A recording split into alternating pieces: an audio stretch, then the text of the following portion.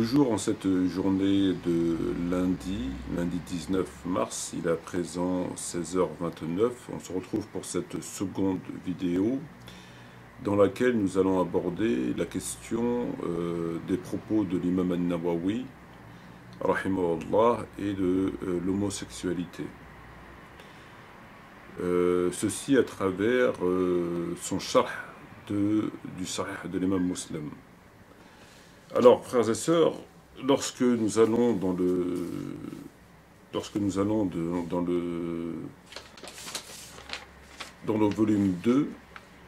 volume 2 Dar al-Kutub al-Almiya, Sahih Muslim Sharh de l'imam al-Nawawi, qui est ici, et on se rend à la page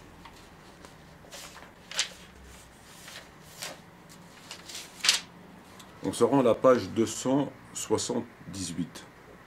Lorsque vous vous rendez à la page 278 du volume 2 du Sharh de l'imam Nawawi du Sahih Muslim, vous avez un chapitre numéro 17 qui s'intitule ainsi « Interdiction de regarder les parties intimes ». Interdiction de regarder les parties intimes. Vous avez un hadith numéro 74 que je vais vous lire.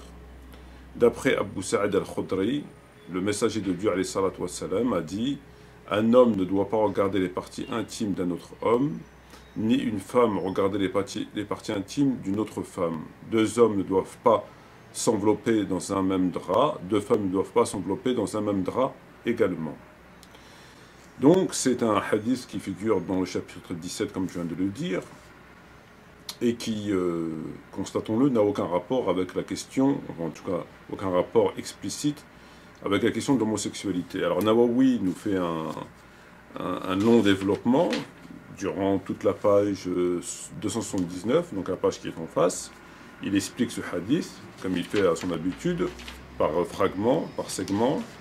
Et lorsqu'on tourne la page, donc on se retrouve à la page 280, c'est là où le texte nous intéresse en rapport avec la question de l'homosexualité. Donc on va lire ce que dit l'imam Nawawi, rahimahullah. Je cite l'imam Nawawi. Comme il est prohibé à l'homme de regarder le visage d'un homme imberbe. Comme il est prohibé à l'homme de regarder le visage d'un homme imberbe quand ce dernier est beau. Et indépendamment du fait que ce regard soit voluptueux ou non, et du fait qu'il risque ou non la tentation. Tel est l'avis correct et privilégié pour les savants, autorisé, stipulé par Ash-Shafi'i, rahimahullah, et ses éminents disciples.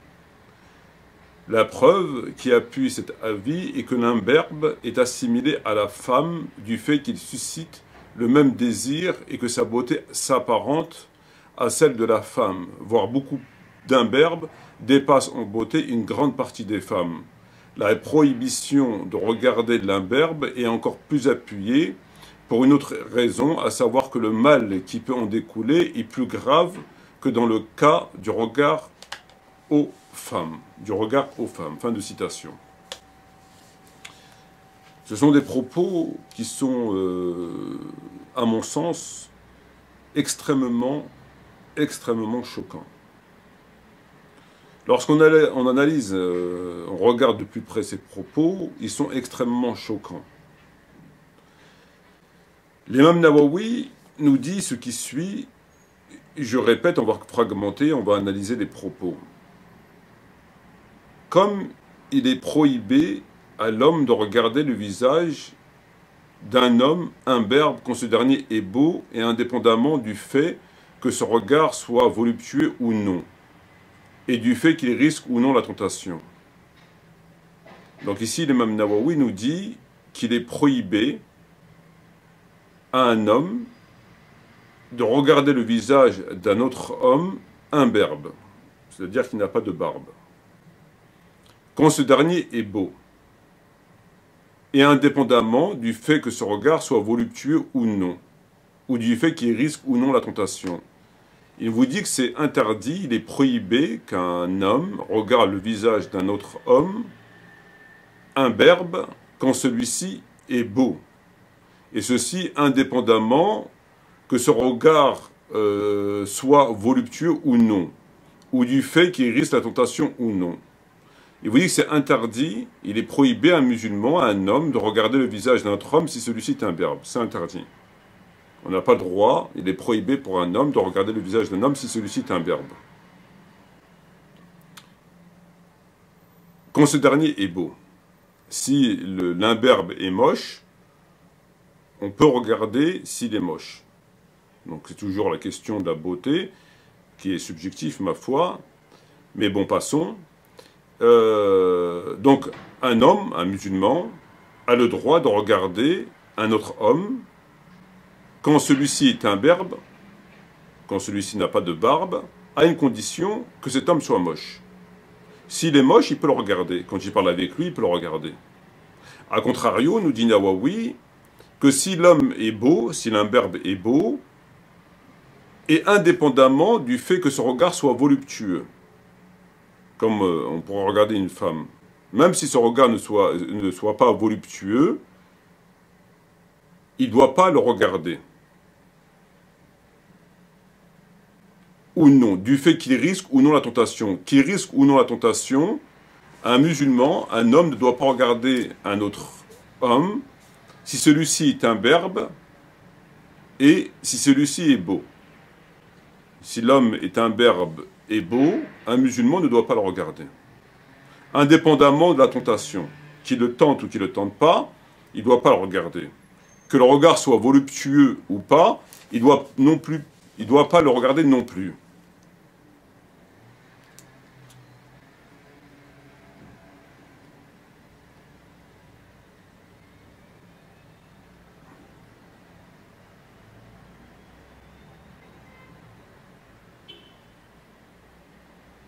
Alors,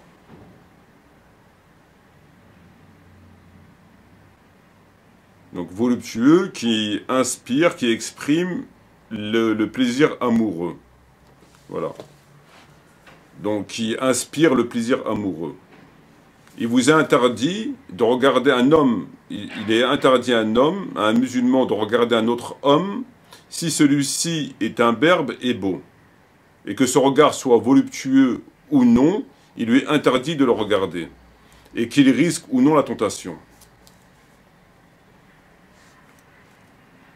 Un musulman n'a pas de regarder un homme imberbe. On n'a pas le droit de regarder un homme imberbe.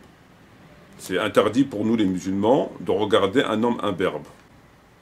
Si celui-ci est beau.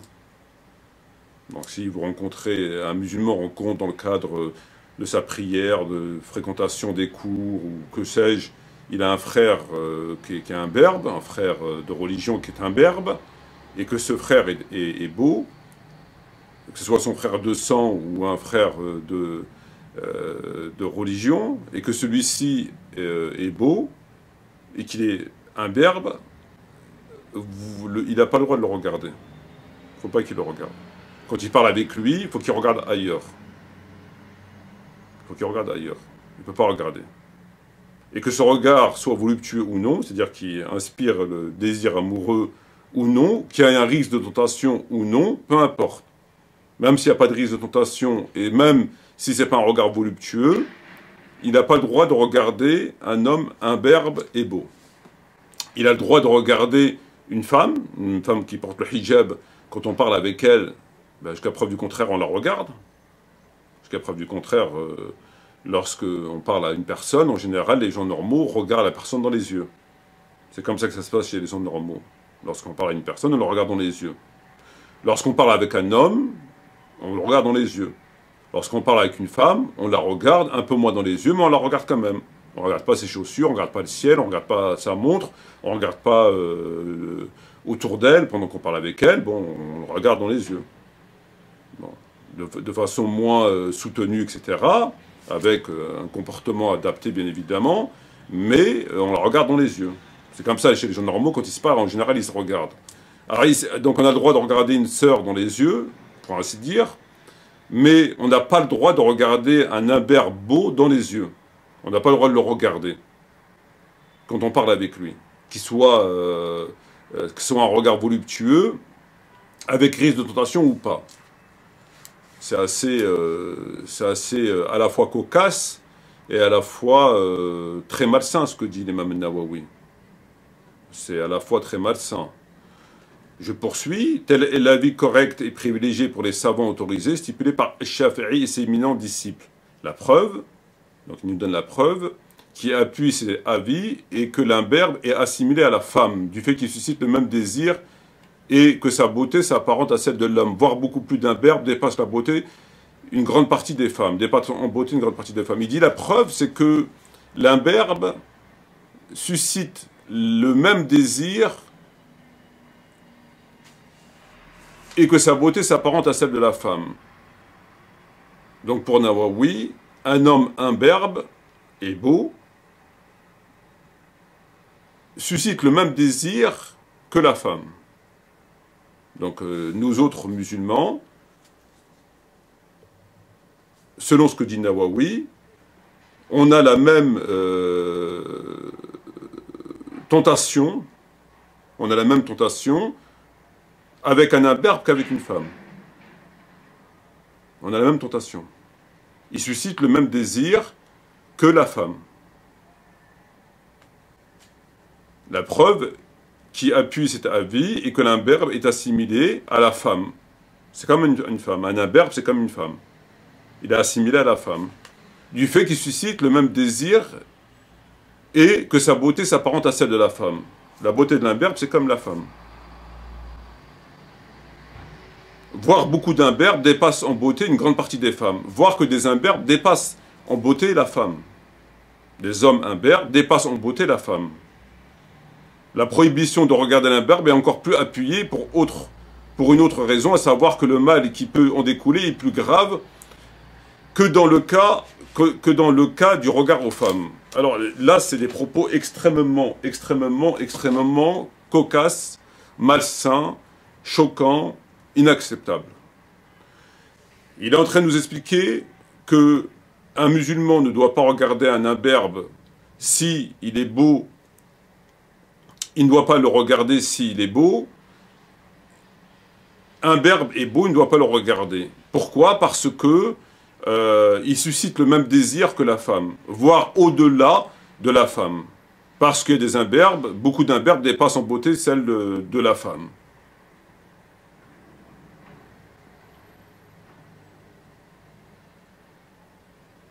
Ces propos se passent de commentaires, puisque il est évident que l'attirance d'un homme vis-à-vis d'une femme vient de quoi? Vient que Allah Azza wa Jal a créé l'homme ainsi. L'être humain, l'homme, le mâle, est attiré, qu'il le veuille ou pas, par la femme. Qu'il le veuille ou pas. C'est pas lui qui décide. Il a été créé comme ça. L'être humain a des prédispositions qui ne dépendent pas de lui. Comme le sommeil, comme la faim, comme aller faire ses besoins, comme le fait de manger, comme le fait ce sont des prédispositions que lorsque Allah Azza wa Jal a créé l'être humain, il l'a créé comme ça. Comme un homme n'est pas attiré par sa sœur, n'est pas attiré par sa propre mère, etc., etc. Parce que Dieu a créé les choses comme ça. Il ne nous a pas laissé le choix. Quand il a créé l'être humain, normalement, il a créé, lorsque je dis normalement, c'est-à-dire que lorsque cette machine se dérègle, lorsqu'il y a un dysfonctionnement, pour X ou Y raison, c'est pas ma matière, donc je ne vais pas rentrer au-delà de des évidences, un homo va être attiré par un homme. Un pédophile va être attiré par des enfants. Quelqu'un d'incestueux va être attiré par sa mère, sa sœur, etc. Ici, nous avons affaire à des dérèglements. Ou quelqu'un qui va manger un cannibale. Ici, nous avons affaire, Dieu merci, à des extrêmes minorités, quoique ça commence à prendre un peu plus d'ampleur en raison du dérèglement, de l'extinction de la race humaine au sens noble du terme. Plus on avance vers la fin du monde et plus ça se développe, pour plein de raisons. Et donc ici, par rapport à ces catégories de personnes qui sont attirées un homme par un homme, une femme par une femme, dans l'inceste, etc., etc., ce sont des dysfonctionnements, des anomalies. Parce qu'à la base, le prototype, Adam alayhi salam, l'être humain, n'a pas été créé comme ça. Au même titre que lorsqu'il mange, il mange telle chose, il ne mange pas telle autre chose, il ne mange pas du carton, il ne mange pas de... Enfin, bon, il a écrit comme ça, c'est comme ça, la grande majorité des êtres humains. Donc, en d'autres termes, lorsque un homme est attiré par une femme, c'est pas parce que l'homme l'a décidé, c'est pas lui qui a décidé un beau matin d'être attiré par les femmes, d'aimer les femmes, d'avoir besoin d'avoir de relations avec une femme, non, c'est parce qu'il a été créé comme ça. Le besoin vient en lui, et c'est pas lui qui va vers le besoin, c'est le besoin qui vient vers l'homme. C'est le besoin qui vient vers l'homme, et il ressent le besoin, et donc il faut qu'il assouvisse ses besoins, etc. Comme la faim. C'est pas nous qui allons vers la faim, vers la soif, c'est notre corps qui l'exige. Au même titre qu'il exige des relations avec des femmes. Donc si on valide les propos de Nawawi, cela voudrait dire que un mâle, peut être attiré par un imberbe, par un autre homme, et cela au détriment de la création divine. C'est-à-dire que finalement, nous sommes tous des potentiels homosexuels. Selon l'imam al-Nawawi, on est tous des potentiels homosexuels. Parce que il nous dit qu'on ne doit pas regarder un imberbe parce qu'on risque d'être excité et d'avoir envie des relations avec lui. Et qu'il va au-delà, il surenchérit en disant qu'il y a beaucoup d'imberbes qui sont plus attirants que des femmes. Donc, finalement, on doit se préserver, nous autres musulmans, on doit se préserver pour éviter de tomber dans la tentation, parce qu'il dit qu'il y a tentation ou pas, soit un regard voluptueux ou pas, peu importe, pour éviter de tomber dans la tentation, au même titre que pour éviter de tomber dans la tentation avec une femme, elle doit se couvrir, elle doit se habiller décemment, etc., etc. Donc pour éviter la tentation, Dieu lui demande de savoir se tenir, d'avoir de la pudeur, et donc de ne pas s'habiller n'importe comment, etc., etc. Bon, parce que la femme attire l'homme, et donc il lui demande de se comporter de telle manière, et qui demande aussi de la part de l'homme d'avoir aussi de la retenue, etc. D'où le sujet qu'on ne doit pas laisser les filles belles sortir pour faire la prière, au nom qu'il y a des pervers, alors qu'en vérité, lorsque la femme a rempli ses obligations de pudeur, elle n'a plus à aller au-delà. C'est à l'homme de savoir se tenir, et donc le législateur ne doit pas soumettre à la femme à davantage de contraintes. La contrainte imposée par Dieu, c'est le hijab et son comportement. Elle est remplie, elle a le droit d'aller à la mosquée, comme le prophète Mohammed lui a demandé. Il l'a autorisé en tout cas. Et que si au-delà de ça, il se trouve qu'il se passe des choses, il faut aller légiférer au niveau de l'homme, qui lui outrepasse ses droits, outrepasse la loi, etc. et finalement se permet des choses. On ne va pas à chaque fois demander à la femme, parce qu'elle est femme, de faire davantage d'efforts, parce qu'on a en face des gens qui ne savent pas se tenir. Ça ne va pas.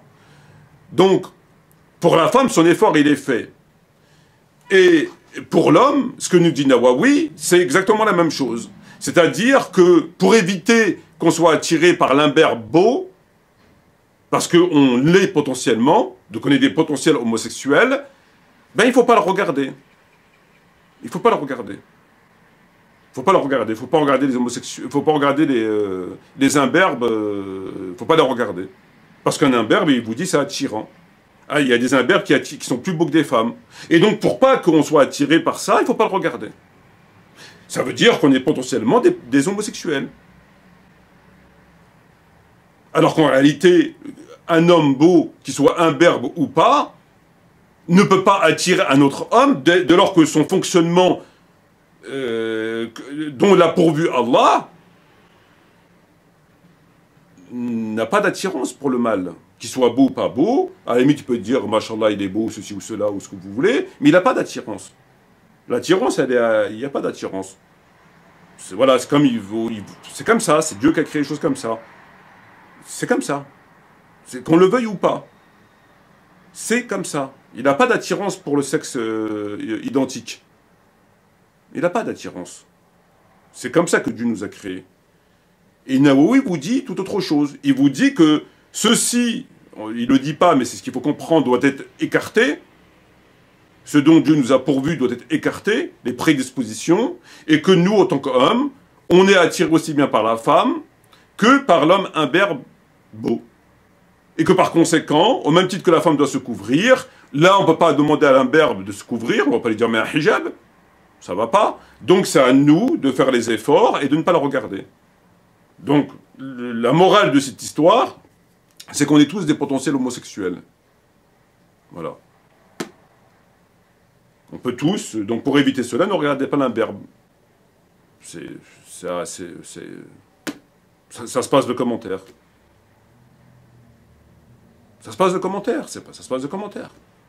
Alors que la tentation n'existe pas. Et si quelqu'un ressent une espèce de tentation, elle lui sera singulière et c'est à lui de faire le nécessaire pour éviter de tomber dans la tentation. Mais on ne peut pas généraliser cela à l'ensemble des hommes. C'est comme, on dirait à un homme, quand tu restes chez toi, ne regarde pas ta sœur ou que sais-je, parce que c'est la même chose. Ou tu demandes à ta sœur de se couvrir les cheveux. Dis à ta sœur de porter le hijab. Pourquoi? Parce que tu peux être attiré par ta sœur. Alors que le hijab n'est pas prescrit dans ce cadre. Pourquoi? Parce que Dieu a mis des fonctions en l'homme, etc., etc. Alors là, j'ai sous les yeux le livre Talbis Iblis, Les ruses de Satan, de Ibn al-Jawzi, édition Sabil, qui vient confirmer les propos de l'imam al-Nawawi. Alors on va lire les textes en question.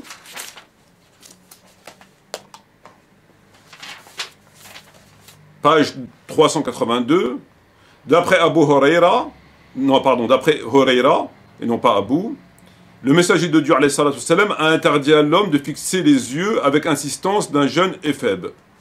Un éphèbe, c'est un jeune homme, c'est un ado en quelque sorte, et par extension c'est quelqu'un de beau. Donc c'est un jeune homme, et par extension quelqu'un de beau. Donc le prophète a interdit à l'homme de fixer avec insistance un jeune éphèbe. Alors là, à la différence de Muslim, de Nawawi, pardon, là le prophète, il aurait précisé avec insistance. Alors que Nawawi nous dit qu'il ne faut pas regarder. Il ne faut pas regarder. Là, c'est avec insistance. Avec insistance. Omar ibn Khattab a dit, il n'y a pas eu en ce monde de bêtes féroces nuisibles dont on craint plus qu'un jeune homme éphèbe. Il n'y a pas eu en ce monde de bêtes féroces nuisibles dont on craint plus qu'un jeune homme éphèbe. Dans un hadith dont la chaîne remonte à Al-Hassan al-Khawan, qui a dit « Ne fréquentez pas les enfants des riches, car ils ont une apparence semblable à celle des femmes, et ils représentent une tentation plus grande que celle des filles vierges. » Ne fréquentez pas les enfants des riches, parce qu'ils ont l'apparence de jeunes femmes, ils ont l'apparence semblable à celle des femmes, ils représentent une tentation plus grande que celle des filles vierges. C'est pas celle des filles, c'est celle des filles vierges. Dans un hadith dont la chaîne remonte à Mohammed ibn Omer, etc., les gens disaient, l'homme ne doit pas passer la nuit dans une maison dans laquelle il se trouve un éphèbe. Tu ne dois pas dormir dans la maison, ou dans cette maison il y a un ado, il ne faut pas dormir. Dans un hadith dont la chaîne remonte, etc., j'ai certainement plus peur d'un jeune éphèbe esclave que de 70 vierges. J'ai certainement plus peur d'un jeune éphèbe esclave que de 70 vierges. Je poursuis.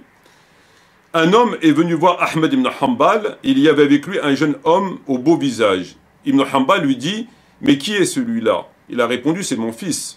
Ahmed lui a dit, la prochaine fois, ne viens pas avec lui.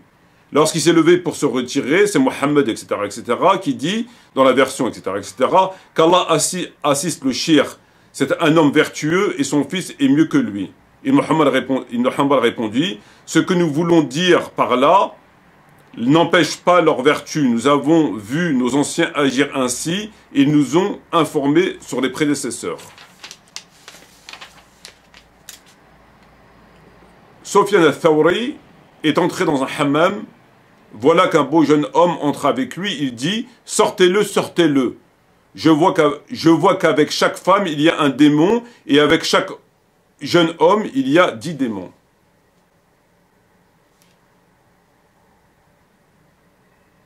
nous sommes entrés avec Mohammed, etc., disciples, etc., on dit qu'il n'a pas levé la tête vers le ciel pendant, bon, c'est pas...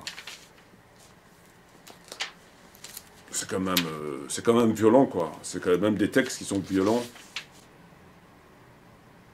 Sufyan al-Thawri est entré dans le hammam, voilà qu'un jeune homme entra, un jeune homme. Donc là, il n'est pas un berbe, c'est un jeune homme. Bon, bah, c'est un jeune homme. Il est ni beau ni pas beau, c'est un jeune homme. Sortez-le, sortez-le. Sinon, je fais un malheur. Sortez-le, sinon, sortez-le. Je vois qu'avec chaque femme, il y a un démon. Avec ce jeune homme, il y a 10 démons. Je veux dire, ça laisse pas de place à autre chose que l'évidence.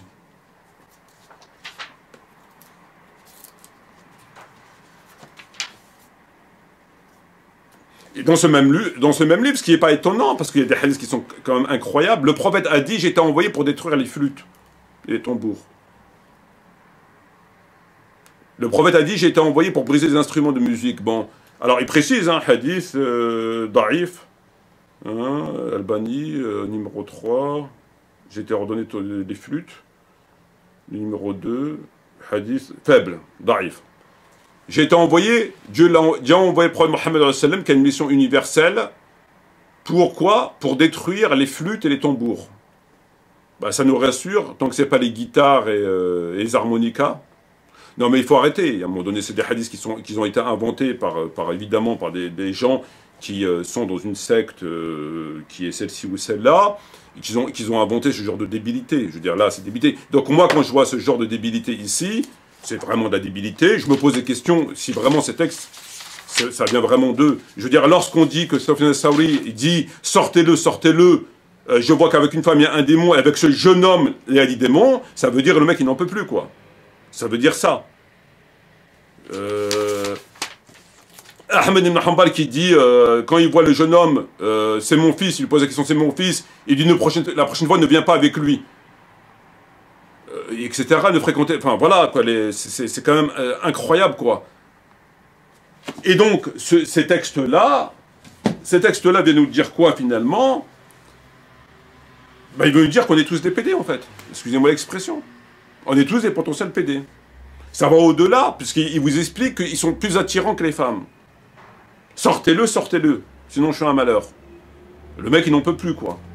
Déjà, il voit une femme, il y a un démon avec une femme, ça veut dire ce que ça veut dire elle l'attire, mais c'est juste un démon. Là, c'est puissance 10. C'est comme si vous passez de la Clio 2 à la Ferrari. Le mec, il n'en peut plus, quoi. Et les autres textes, c'est pareil. Et Nawawi vient vous dire que c'est plus attirant. Donc ici, dans les textes qu'on a vus, les faibles, voire l'imberbe, voire le jeune homme tout court, sont des personnes qui sont plus attirants que les femmes. Ça attire plus qu'une femme. Ça attire qui plus qu'une femme? Moi, je vois, je sais pas, vous demandez autour de vous, garçons, aux mecs, vous avez votre mari ou votre frère, vous direz, ça ne nous a même pas traversé l'esprit, quoi.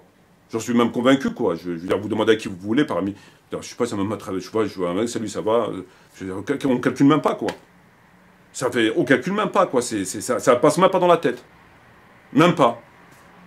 Et ici, ils vous disent tout le contraire.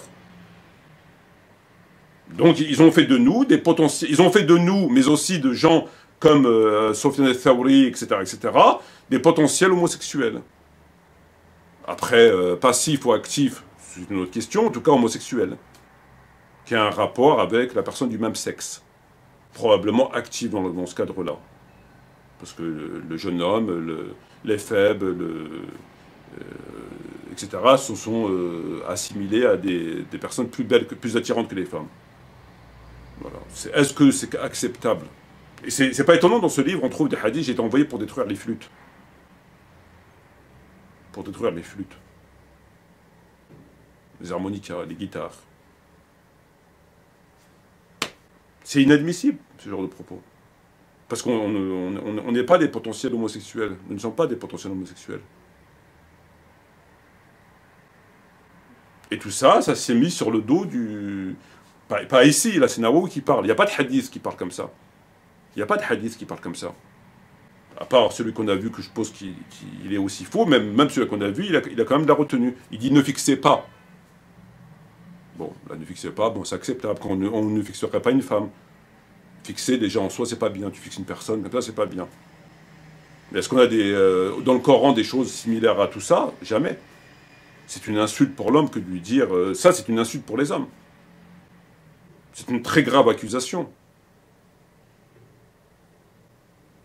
Ils ont des prédispositions en fait à ça, c'est-à-dire que eux, ce qu'ils pensent, ben, ils l'attribuent à tout le monde. Ben, je sais pas si toi t'es attiré par un jeune homme, c'est ton problème. Si toi tu considères que le jeune homme il est plus excitant qu'une femme, c'est ton problème. C'est leur problème. C'est leur problème. Mais il faut pas qu'il l'attribue à tout le monde, quoi. Il faut pas qu'il l'attribue à tous les hommes. C'est extrêmement choquant. Sur ce, je vous remercie. Wassalamu alaikum wa rahmatullahi wa barakatuh et à bientôt, Inch'Allah.